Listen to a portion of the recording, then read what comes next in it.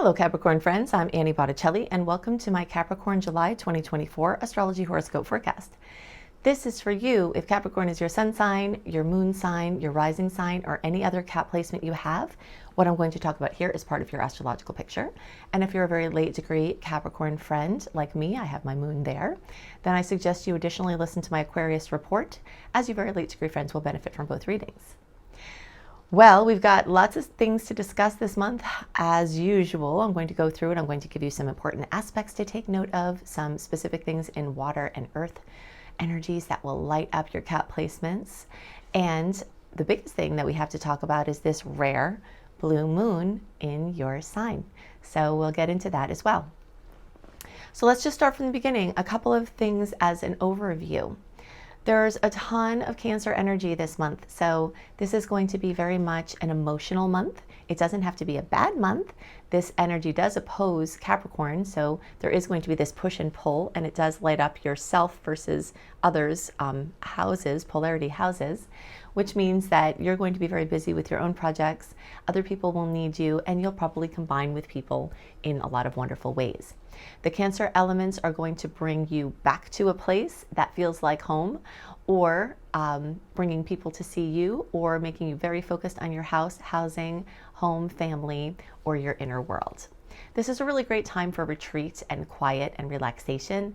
This is a very internal reflective type of energy, but at the same time, something that's very important about this month is that it's a hybrid month. And what I mean by that is that until July 17th, we're still in this go, go, go, the stars are moving forward, before we sink into this retrograde energy that will start July 17th and go well into September. And then we just have a short open window before we go into not only but Mars retrograde shadow and Mercury.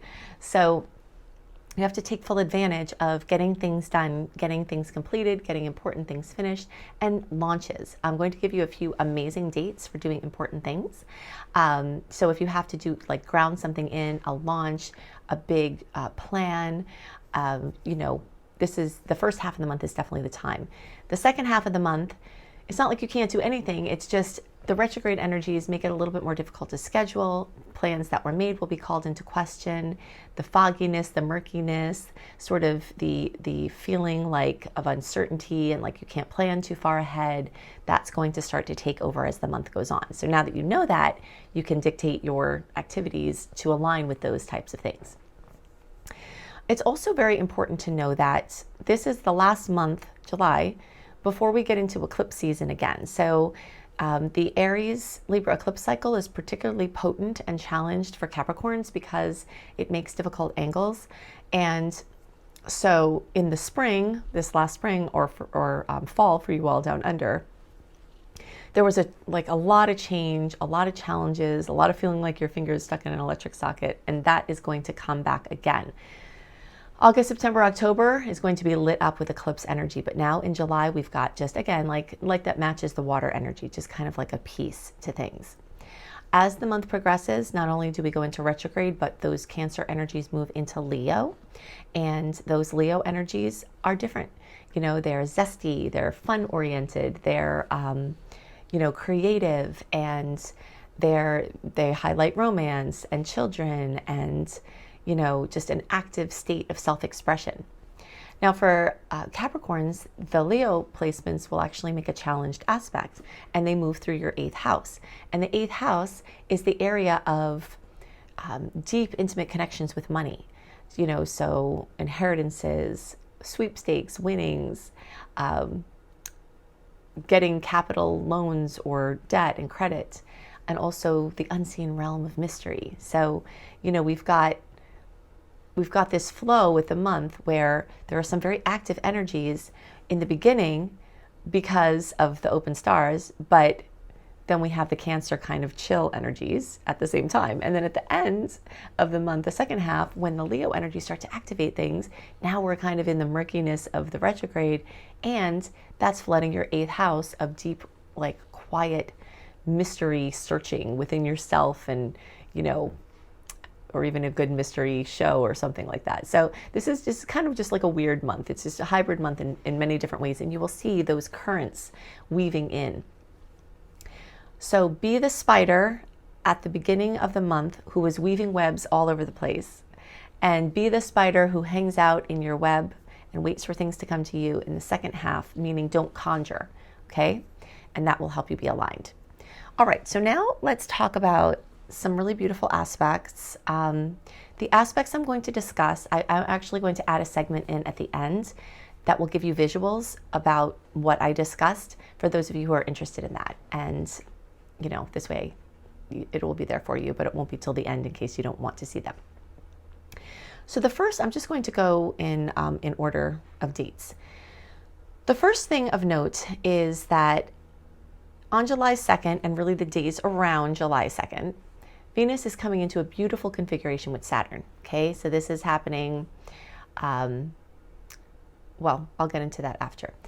Venus rules love and beauty and money and finances and nurturance and sustenance and aesthetics, and Saturn rules long-term stable things. So if you want to lock something in the long term, the days around the 2nd are perfect for this because you're not in the retrograde mischief yet. This is a beautiful aspect that combines these things.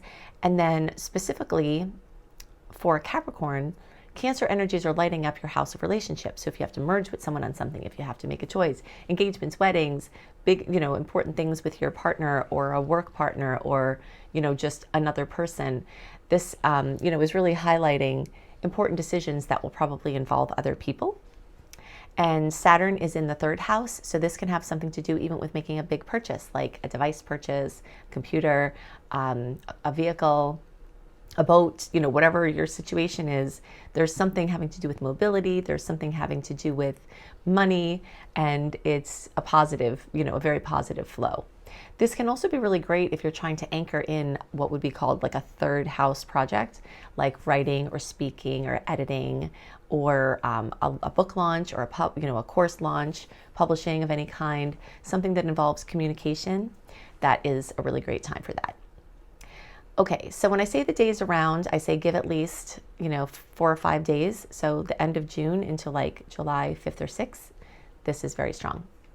In the days around July 8th, we've got another aspect with Venus in a beautiful configuration with Uranus. Okay, so that is going to highlight for you, again, the Venus things that we talked about, the relationship house that we talked about, but now it's going to add in a different layer, and this is going to be in your 5th house of true love, of romance, of children, of creativity, of creative projects, creative babies, fun, bucket list stuff, hobbies, pleasures, and this is in a nice angle. So if you're looking to meet somebody important financially or romantically, this could bring someone in out of the blue. The days around July 3rd through around July 13th, the closer to the 8th, is very, very strong. This can also bring money in out of the blue or a money opportunity. And the combination of this Saturnian aspect nearby could mean that an opportunity comes in and out of the blue and you activate it and anchor it into the long term. It's a really nice combination. It doesn't usually happen that way. Uranus is very fleeting, so usually the things that would happen here would be something that passes very quickly. But the fact that that Saturn is nearby in an aspect, can lock something in for the longer term. All right, so the days around, let's see. Oh, I skipped the new moon. All right, so on July 5th, we have a new moon in Cancer, more of the partnership relationship house, time to set intentions for your perfect home, your perfect family situation. If someone needs help within your family or you're trying to manifest something, housing, real estate, you can set your wishes or intentions, on your inner world, your emotional space, and you can plant seeds, for what can become your future family or your future home or something like that as well. Okay, so we have the 2nd, the 5th, the 8th. And the days around the 11th, we've got a beautiful aspect with Venus and Neptune. This is a trine again. This is all watery energy. I'm focusing on, we have a lot of nice aspects this month, but I'm focusing on the ones that are in water and earth because those will flow even better for the Capricorn placements. So Venus is going to come together with Neptune, bringing dreamy, soulful connections in the days around the 11th. Again, we'll give it, 4 or 5 days before So, or like the 6th through around the 16th, the closer to the 11th, this can be really soulmate meetings. The kinds of things that we're talking about here, can really be very, very, because we've got true love aspects, we've got relationship aspects, we have Venus aspects, we've got short-term and long-term aspects. So it kind of just shows that things can come out of the blue in this time, and they can be anchored in for the long term. So definitely be on the lookout if you're looking for a person of consequence, I like to call them, whether it's in a romantic context or a business context. If you have to hire somebody, or you're thinking about talking to someone about a business relationship, this energy is fantastic, because there's just layer after layer after layer of heart connection and mind connection types of success. This is a very soulful, dreamy energy, but there's this link of the practical as well, which of course Cappies love because we're ruled by Saturn. Okay, so now, let's see if there's anything else I want to talk about. We'll talk about the big thing, the rare blue moon in Capricorn. So there are 3 different definitions of what a blue moon can be, and I'm not going to get into all of them now. I'm only going to get into the one that's relevant for this moon. When there is a second full moon in a zodiac sign, it's a blue moon. So the last full moon that we had in June, the 21st, was at 1 degree of Cap. So when that happens early like that, then we know the next one will be a blue moon, because it's in that 27.5 to 28 days later, then it's still going to be in that spectrum. So we have a blue moon in our sign. Now that's happening at 29 degrees. So all of you late degree friends can get extra kisses from this. I'm in there with you. I have a 29 degree moon. So I'm, waiting with bated breath about this myself. But if you're in the earlier spectrum, nobody's getting left out of this.